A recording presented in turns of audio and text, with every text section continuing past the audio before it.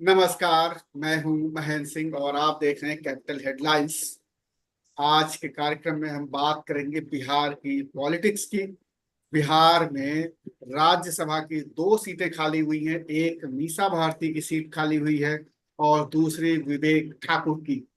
इन दोनों सीटों पर पॉलिटिक्स शुरू हो चुकी है और बीजेपी ने एक सीट अपने कैंडिडेट को ना दे करके उपेंद्र कुशवाहा को उम्मीदवार बनाने का फैसला किया है। उपेंद्र कुशवाहा उनकी अपनी पार्टी है और वो हालांकि वो एनडीए में शामिल हैं, तो उन्हें राज्यसभा भेजा जा रहा है। इसके अलावा नीतीश कुमार एक सीट पर राज्यसभा भेजेंगे अपनी उम्मीद पर। लेकिन आज चर्चा उपेंद्र कुशवाहा पर हम लोग करने वाले हैं कि उपेंद्र कुशवाहा को आखिरकार बीजेपी ने अपना उम्मीदवार क्यों बनाया, जबकि वो काराकाट की सीट से लोकसभा चुनाव भी हार चुके हैं। तीसरे नंबर पर रहे। बीजेपी के जो बागी उम्मीदवार थे वो दूसरे नंबर पे थे। पवन सिंह बहुत बड़े कलाकार हैं भोजपुरी के। तो आखिरकार बीजेपी बिहार में क्या प्रयोग कर रही है, क्या हासिल करना चाह रही है। खास तौर पर उपेंद्र कुशवाहा जिस जाति से आते हैं, उस जाति का जो समर्थन है, जो उसका एक छत्र समर्थन मिलता है, वो नीतीश कुमार को मिलता है। नीतीश कुमार कुर्मी और कोयरी दोनों बिरादरी के सबसे बड़े नेता माने जाते हैं। तो क्या बीजेपी इन दोनों बिरादरियों के बीच भेद पैदा करके क्या कुशवाहा समाज का नेतृत्व और सबसे बड़ा नेता उनको उपेंद्र जी को साबित करना चाह रही है, क्या कुछ बीजेपी हासिल करना चाह रही है, इस मुद्दे पर बात करेंगे। हमारे साथ वरिष्ठ पत्रकार वात्सल राय जी हैं। आपका स्वागत है वात्सल जी। नमस्कार महेंद्र भाई। डॉक्टर सत्येंद्र कुमार को भी नमस्कार और सभी देखने वालों को भी मेरा सादर प्रणाम। डॉक्टर सत्येंद्र कुमार हमारे साथ पटना से हैं और सीनियर लीडर हैं, कांग्रेस के सिंपथाइजर हैं, बिहार की पॉलिटिक्स को अच्छी तरीके से समझते हैं। स्वागत है डॉक्टर साहब आपका। नमस्ते। और डॉक्टर साहब से ही समझ लेते हैं। डॉक्टर साहब, क्या क्या चाह रही है बीजेपी? अपने किसी कैंडिडेट को नहीं उतार रही है और डॉक्टर या प्रोफेसर कुशवाहा पर दांव खेल रही है। क्या है असली राजनीति? देखिए महेंद्र जी, बीजेपी के कई ऐसे दिग्गज हैं दूसरे वर्ग से जिनको पार्टी ने टिकट नहीं दी। आश्वासन तो दी बीच में, लेकिन आश्वासन जब पूरा करने का समय आया तो आज उनसे दरकिनार कर लिया। जैसे अश्विनी चौबे जी, उनको बक्सर से सीट न दे करके किसी और को दे दिया। वो चुनाव नहीं लड़े और वो पार्टी के लिए काम उन्होंने किया। एक शिवहर से महिला और वैश्य वर्ग से आने वाली, उनका भी टिकट कट गया। उनको भी दिया जा सकता था, लेकिन उनको भी नहीं दिया गया। एक वैसे व्यक्ति को, और काबिल लोगों में जैसे राजपूत वर्ग से ही आरके सिंह चुनाव हारे हैं और कुशवाहा वर्ग के ही न वोट देने के कारण हारे हैं। उनको राजपूतों ने पूरा का पूरा वोट, उनको भी दिया जा सकता है था। उनकी काबिलियत का फायदा उठाया जा सकता था मंत्रिपरिषद में ला करके राज्यसभा देने के बाद में। लेकिन पता नहीं बीजेपी का कौन सा गुट कैसे क्या काम कर रहा है कि एक वैसे व्यक्ति को दिया गया है जो बहुत दिनों से फेल्योर हैं और दोनों ग्रुप में फेल्योर हैं। एनडीए में भी अभी तीसरे नंबर पे रहे और पिछले बार चुनाव इंडिया गठबंधन वाले फोल्ड से लड़े थे, ब्लॉक से, उसमें भी हार गए थे, ये नहीं चुनाव जीते थे। अब देखिए आज के डेट में जो हालात है, जो सीटें आई है एनडीए को, ये कंप्लीट लौकुश समीकरण नीतीश जी के साथ है। लालू जी ने इतना प्रयास किया, लेकिन रिजल्ट तो सबसे अच्छा आया है एनडीए का ही, और नीतीश जी की कृपा से आया है। तो इसमें दे करके उपेंद्र कुशवाहा जी को दे करके कुछ हासिल करने की बात नहीं है। जैसे मंत्री बना करके आरसीपी सिन्हा को बीजेपी कुछ हासिल नहीं कर पाई, और अंत में उनको नेपथ्य में भेजना पड़ा, नीतीश जी को लाना पड़ा। सम्राट चौधरी जी को भी इसीलिए लाया था, डिप्टी सीएम बनाया, प्रदेश अध्यक्ष बनाया, कि हम नीतीश कुमार से काटेंगे और उनको छोटा करेंगे, लेकिन ये हो नहीं पाया। और ये पुनः आज के डेट में उपेंद्र कुशवाहा जी को राज्यसभा का सदस्य का टिकट दे करके बीजेपी का जो भी नेतृत्व वर्ग जो ये सलाह दे रही है बिहार के संदर्भ में, वो कोशिश यही कर रहे हैं, लेकिन ये होने वाला नहीं है। इसलिए कि कुशवाहा को संतुष्ट करने के लिए नीतीश जी पहले ही काम कर चुके हैं। नॉमिनेशन हो चुका है श्री भगवान सिंह कुशवाहा का। श्री भगवान सिंह कुशवाहा उपेंद्र कुशवाहा से किसी भी स्थिति में कमजोर लीडर नहीं है, बल्कि उनसे ज्यादा उनकी ताकत है कुशवाहा के बीच में। वो जमीनी लीडर हैं। उपेंद्र कुशवाहा जी को अपना क्षेत्र छोड़ करके आकर के लड़ना पड़ता है इधर, जिस इलाके में जिधर वर्चस्व ज्यादा है ये श्री भगवान सिंह कुशवाहा। तो मुझे लगता है ये वाइज स्टेप नहीं है, ये बुद्धिमत्ता पूर्वक उनका निर्णय नहीं है, और इससे नीतीश जी का कुछ बिगड़ने वाला नहीं है। बीजेपी एक किसी और को देती और जोड़ती, वो घाटा हुआ, मुझे जो लगता है। या फिर ये हो सकता है, आपके पास या ये हो सकता है महेंद्र जी कि बीजेपी भविष्य में चाहती होगी कमजोर करना नीतीश जी को, तब तो दे रही है। जी, बड़ा अहम सवाल है आपका कि क्या नीतीश जी को कमजोर करना चाह रही है बीजेपी, क्योंकि ये तमाम समीकरण जो बन रहे हैं, आखिर उपेंद्र कुशवाहा में ऐसी क्या खासियत है वासिल जी, उपेंद्र कुशवाहा पर दांव लगाने के पीछे क्या पॉलिटिक्स है, आप क्या देख रहे हैं? मुझे तो लगता है, देखिए, पॉलिटिक्स इसमें चाहे जो भी हो, लेकिन सबसे पहले मैं उपेंद्र कुशवाहा जी के लिए कहना चाहूंगा कि वो मुकद्दर के सिकंदर हैं। वो लगातार चुनाव हार रहे हैं। 2020 का जो विधानसभा चुनाव हुआ, 2 सीटों से लड़े, दोनों सीटों से हारे। काराकाट में आपने खुद बताया कि तीसरे नंबर पर रहे, और उसके बाद उनको राज्यसभा भेजा जा रहा है।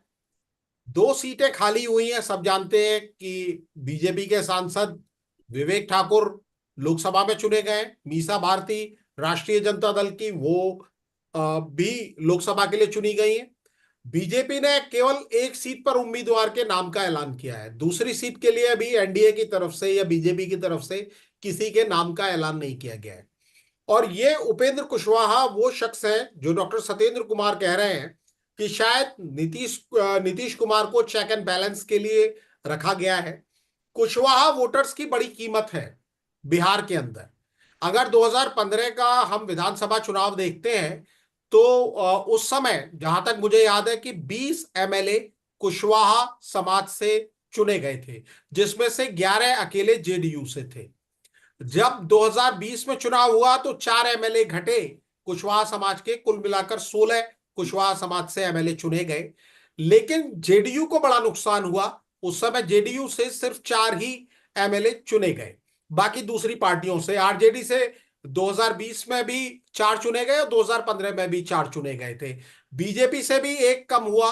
2020 में 4 चुने गए थे, और 2020 का इलेक्शन जब हुआ था तब 3, 15 में माफ कीजिएगा, 4 चुने गए थे और 20 में 3 चुने गए। तो आप ये समझिए कि जब 243 की विधानसभा है, उसमें से 20 एमएलए एक जाति से आते हैं। और हमें जातिगत समीकरण को भी यहां समझने की जरूरत है कि लव कुश, ये जाति जो आपने जिक्र भी किया, कुर्मी और कोयरी मिलाकर लव कुश कहलाते हैं। 7% से ज्यादा वोट है। बाद में पहले ये पूरा समुदाय एक ब्लॉक के तौर पर देखा जाता था और एक ब्लॉक के तौर पर ही वोटिंग करता था। और लगभग 3 दशक से इसके सबसे बड़े नेता नीतीश कुमार हैं, जो इस चुनाव में भी साबित हुआ है। नीतीश कुमार इस पूरे समुदाय के, जिसमें कुर्मी की आबादी बताई जाती है 3% के लगभग, और 4% से ज्यादा कुशवाहा समाज की बताई जाती है। कुशवाहा समाज को तवज्जो केवल जेडीयू नहीं दे रही, केवल बीजेपी नहीं दे रही, बल्कि आरजेडी, जिनका समीकरण एक एमवाई समीकरण माना जाता है, उन्होंने भी अपनी पार्लियामेंट्री पार्टी के जिनको लीडर बनाया है अभय कुशवाहा, वो भी कुशवाहा समाज से आते हैं। तो इस जाति की निश्चित तौर पर अहमियत है, लेकिन अहमियत साबित करने के लिए सम्राट चौधरी साहब वहां मौजूद है, जिनको उप मुख्यमंत्री बनाया गया है, केवल उस समाज से आने के नाते ही बनाया गया है। ऐसे में उपेंद्र कुशवाहा, जो कि चुके हुए कारतूस साबित हो रहे हैं लगातार, किसी जमाने में इनका जलवा हवा होती थी। 2000 में ये पहली बार जब एमएलए चुने गए थे साल 2000 में, तब जंदाहा से, वैशाली जिले की सीट से ये एमएलए बने थे, और उस समय ये नीतीश कुमार से प्रभावित थे। लेकिन 2005 में जब इन्होंने नीतीश कुमार का साथ छोड़ा, उसके बाद वो कभी इधर, कभी उधर, कभी इधर, कभी उधर। अभी आखिरी विधानसभा चुनाव इन्होंने महागठबंधन से लड़ा, दोनों सीटें ये हार गए। उसके बाद ये नीतीश कुमार की शरण में गए, नीतीश कुमार ने इनको एमएलसी बनाया, संसदीय दल का नेता बनाया, लेकिन ये उप मुख्यमंत्री बनना चाहते थे, ये और बड़ा पद चाह रहे थे पार्टी के अंदर। मतलब इनकी संतुष्टि संसदीय दल का नेता बनने से नहीं थी। लेकिन उसी समय स्थिति समीकरण ऐसे बदले कि नीतीश कुमार और बीजेपी के बीच में दूरी आ गई थी, तब जाकर ये दोबारा बीजेपी के साथ चले गए। मैं आपको याद दिला दूं कि 2014 में ये बीजेपी के साथ थे, जी और तब ये मंत्री भी बने थे, केंद्र में राज्य मंत्री बने थे, मानव संसाधन राज्य मंत्री। 3 इनके सांसद थे, बावजूद इसके इन्होंने मंत्री पद हासिल कर लिया था, क्योंकि बिहार में उस समय भी नीतीश कुमार बीजेपी से अलग हो गए थे। नरेंद्र मोदी जी को प्रधानमंत्री पद का चेहरा घोषित किए जाने के नाम पर वो गठबंधन लंबे समय से साथ चले आ रहे जेडीयू बीजेपी का गठबंधन टूट गया था। एक तो ये अपॉर्चुनिस्ट है, बीजेपी के साथ भी ये रुके नहीं, फिर ये महागठबंधन में आरजेडी के साथ चले गए। आरजेडी के बाद इन्होंने जेडीयू का दामन थाम लिया जब दोनों सीटों से हार गए, उसके बाद वहां भी ये संतुष्ट नहीं हुए, इसके बाद ये बीजेपी के पास चले गए। अगर आप बड़े नेता हैं, ये कास्ट के नेता जरूर रहे कुछ समय के लिए, लेकिन ये जन नेता नहीं है। नीतीश कुमार ने पिछले 30 सालों की राजनीति में अपने आप को एक जन नेता के रूप में स्थापित किया है। इस बार जब से 2020 के विधानसभा चुनाव में उनकी सीटें घटकर 42-43 रह गई, तब से माना जा रहा था कि नीतीश कुमार का खेल खत्म हो गया। लेकिन उन्होंने लोकसभा चुनाव में जोरदार वापसी की है, 12 सीटें जीतकर उन्होंने एक तरीके का कमाल कर दिया है। अगर बराबर के उत्तर प्रदेश में देखें तो वहां बहुत अच्छा प्रदर्शन समाजवादी पार्टी ने किया है, लेकिन आरजेडी बिहार में वैसा प्रदर्शन नहीं कर पाई, केवल 4 सीटें जीत पाई है। और इसका बहुत बड़ा श्रेय तमाम राजनीतिक विश्लेषक और पंडित नीतीश कुमार को देते हैं। और अगर भारतीय जनता पार्टी नीतीश कुमार को अविश्वसनीय मानते हुए, उन पर विश्वास न करते हुए उपेंद्र कुशवाहा को आगे बढ़ा रही है, तो निश्चित तौर पर इसका संकेत कम से कम नीतीश कुमार जी के लिए अच्छा नहीं जाना चाहिए। हालांकि उपेंद्र कुशवाहा जी ने उम्मीदवार घोषित होने के बाद जिन लोगों को बधाई दी है, उनमें नीतीश कुमार जी का नाम भी शामिल है। लेकिन अगर बीजेपी की रणनीति यही है कि नीतीश कुमार जी के मुकाबले उनको खड़ा करके आने वाले जो विधानसभा के चुनाव है उसमें अपनी स्थिति को मजबूत किया जाए, तो मुझे लगता है कि ये दांव, क्योंकि ये चुके हुए कारतूस साबित हो रहे हैं बार बार, अचानक ये कोई चमत्कार कर देंगे, इसकी संभावना मुझे फिलहाल नहीं लग रही है महेंद्र भाई। जी, और जैसा कि जब ये सरकार बन गई थी 4 जून को, जो नतीजे आए और उसके बाद तमाम राजनीतिक विश्लेषक ये कह रहे थे कि नीतीश कुमार को और टीडीपी को अपनी अपनी पार्टियां बचानी होंगी, क्योंकि जिस तरीके से बीजेपी करती है कि उन पार्टियों को ही खत्म करने की कोशिश करती है, तो जिस तरीके से उपेंद्र कुशवाहा को वहां लाया जा रहा हो, जैसा आपने कहा सम्राट चौधरी प्रतिनिधित्व करने के लिए पर्याप्त हैं, उसके बावजूद कुशवाहा को, उपेंद्र कुशवाहा को राज्यसभा भेजा जाना, और अगर राज्यसभा भेजा जा रहा है तो ये भी हो सकता है कि उनको कोई राज्य मंत्री का पद भी दिया जाए आने वाले समय में। तो ये भी एक बड़ा किस तरीके की राजनीति हो रही है। क्या नीतीश कुमार को जो विधानसभा चुनाव आने वाले हैं उसमें एक बार फिर उनकी स्ट्रेंथ को कम करने की ये सारी कवायद शुरू हो रही है? महेंद्र भाई, नीतीश कुमार ने दिखा दिया है कि उनके पास भले ही 42 सीट हो, 42 से नीचे तो वो जा नहीं सकते।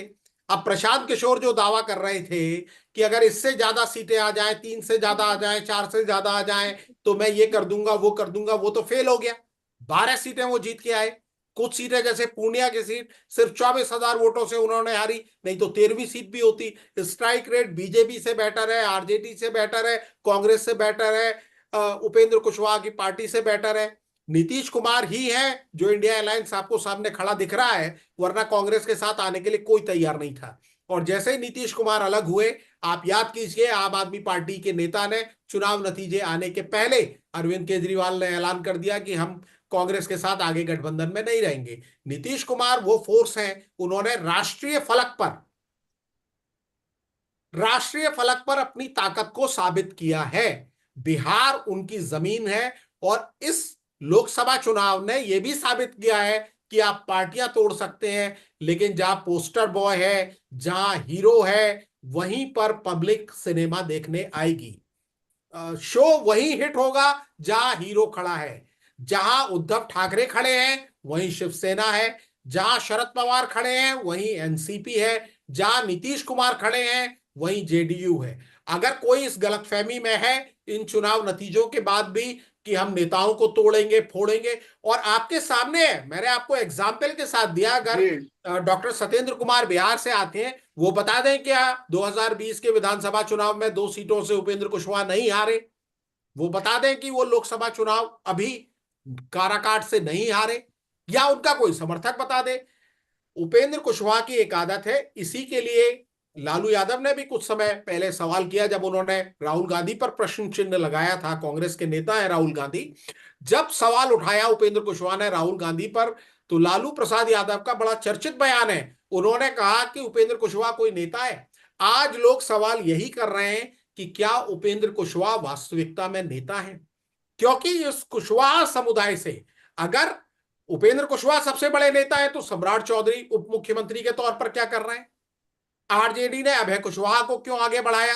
और पूरा जो कोयरी कुर्मी समाज है, कुशवाहा समाज है, ये नीतीश कुमार के पीछे क्यों खड़ा हो जाता है? और इस चुनाव में भी क्यों खड़ा हुआ दिखाई दिया? अगर उपेंद्र कुशवाहा इतने बड़े नेता हैं, तो वो अपनी सीट क्यों नहीं जीत पाए और तीसरे नंबर पर क्यों सरक गए?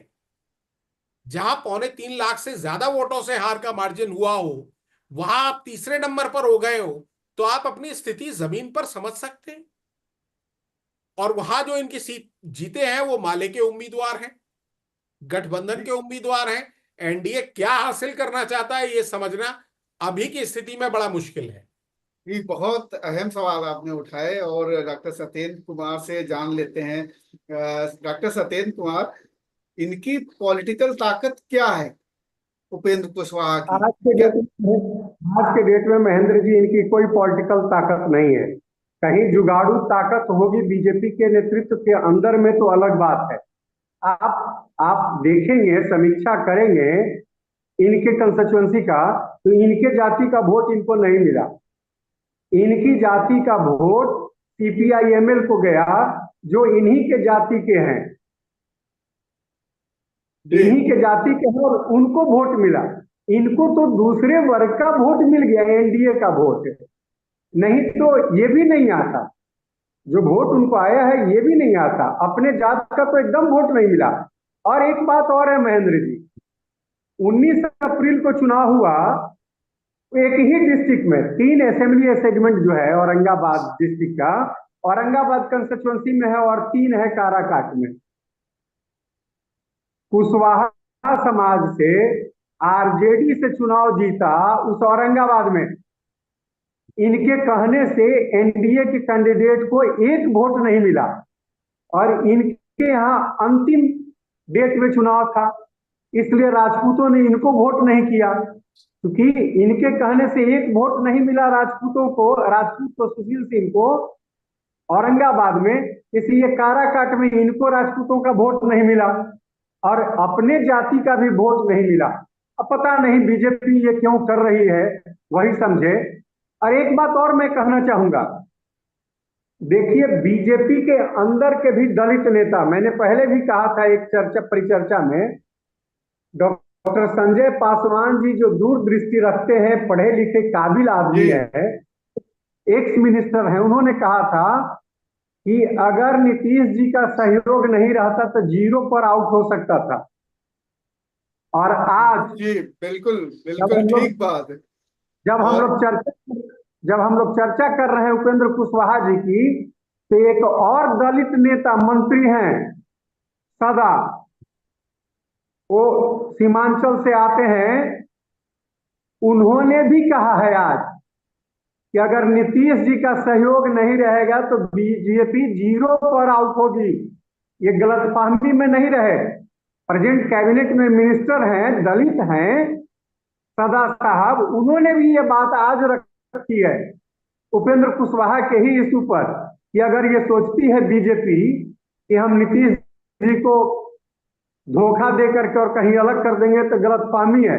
किसी के लाने से इस जमायत का वोट मिलने वाला बीजेपी को नहीं है, ये नीतीश जी के नेतृत्व में है। क्योंकि ये समाज जो है दोनों मिल करके, दोनों भाई लौ और कुश ये समझते हैं कि हमारी मजबूती तभी है जब हम नीतीश जी के साथ हैं, जी बिल्कुल नहीं तो डॉक्टर हमारी साहब, नहीं है।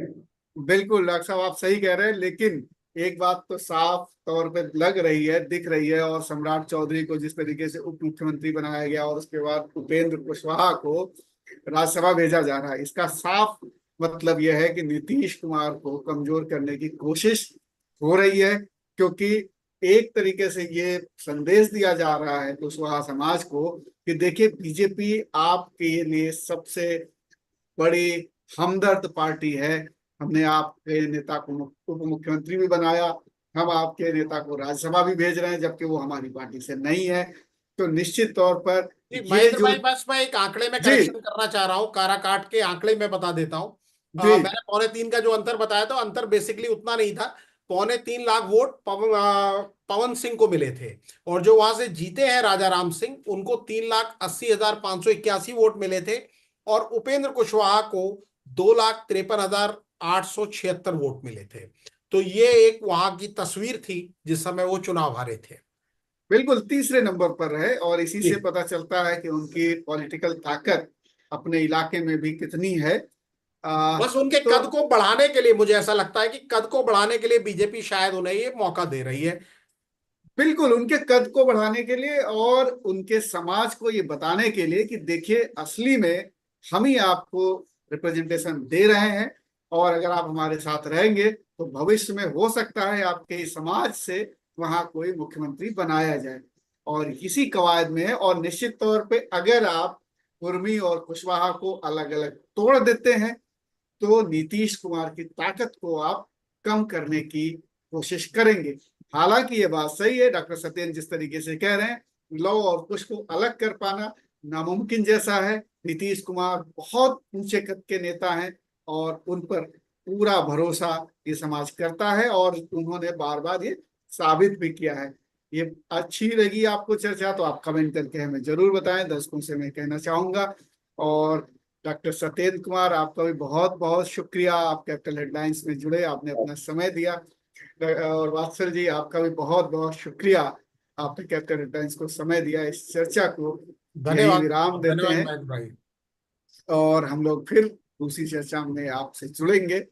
आपको ये चर्चा कैसी लगी कमेंट करके हमें जरूर बताइए, और ये भी बताइए कि नीतीश कुमार को क्या कमजोर करने की साजिश है, या फिर बीजेपी कुछ और कहना चाह रही है, करना चाह रही है। क्या आप सोचते हैं, हमें कमेंट करके जरूर बताइए। कैपिटल हेडलाइंस देखने के लिए आपको बहुत बहुत धन्यवाद। फिलहाल इतना ही।